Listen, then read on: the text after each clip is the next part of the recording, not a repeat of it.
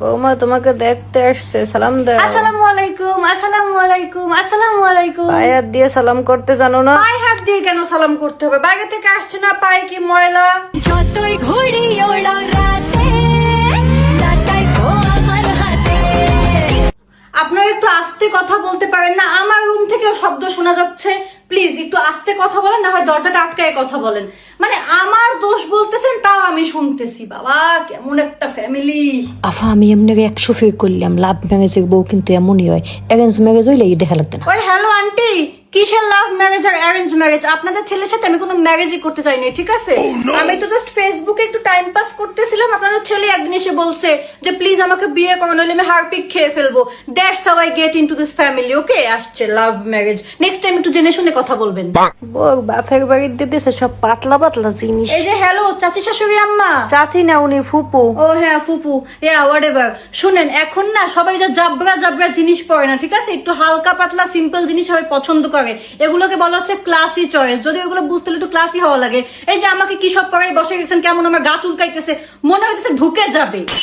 ভাবি ব্ল্যাক শাড়িতে আপনাকে এত সুন্দর লাগে। দেও দি কেমন নতুন বউ একটা কালা রঙের শাড়ি পরছে, কে একটা লাল শাড়ি পরতে পারতে না? এত ডিমান্ড দেখা করতে এসে একটা কালা শাড়ি পিনতে হবে। তো কি হয়েছে আন্টি, এখানে এসে সবার আগে তো আপনার সাথেই দেখা হইতো, তাই না? আমি যখন শুনছি আজকে আপনি আসবেন, তখন আমি প্ল্যান করে নিছি এই কালো শাড়িটা পরার, যেন আপনার মনের সাথে আমার শাড়ির কালার একটু মিল থাকে।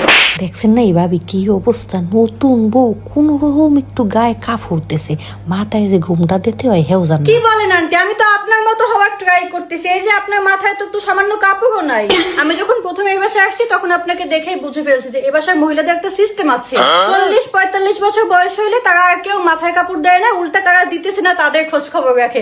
এই জন্য আমি আপনার মতো হওয়ার ট্রাই করতেছি, তাই আগেই ঘুমটা খুলে আসছি, বুঝেন না? তোমার বোন আর ফুফু আমার দিকে এমন ভাবে তাকায় যেন তোমার জন্য কোন প্রিন্সেস ডায়না তারা রেডি করে রাখছিল, আমি আসছি দেখে তাকে আনতে পারে নাই। খালি কথায় কথা বলে আমার নাকটা নাকি অনেক বড়। তোমার বোনের চেহারা তো কি বলবো, তোমার ফুফু তো বোনকেও দেখছি, তোমার ফুফু যে কেমনে এত বড় বড় কথা বলে। শিমু আপা শুনেন, আপনার হাজবেন্ডকে একটু বলবেন আমাকে যেন হোয়াটসঅ্যাপে উল্টাপাল্টা মেসেজ না দেয়। তাকে বলিয়েন যে আমি কিন্তু সবার মতো না, ঠিক আছে? এমন এক্সপোজ করব সবার সামনে। কই এ বাসার নতুন বউ, চিনতে পারছেন আমাকে? হ্যাঁ হ্যাঁ আমি চিনি তো তোমাকে। তুমি সাদিয়া না যে আমার হাজবেন্ডের পিছনে ঘুরতা? কে বলছে আপনাকে সব কথা? সাদিয়া খালতো বোন, রাইট?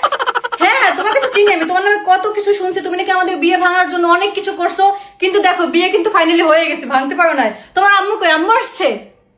আসসালামু আলাইকুম আন্টি।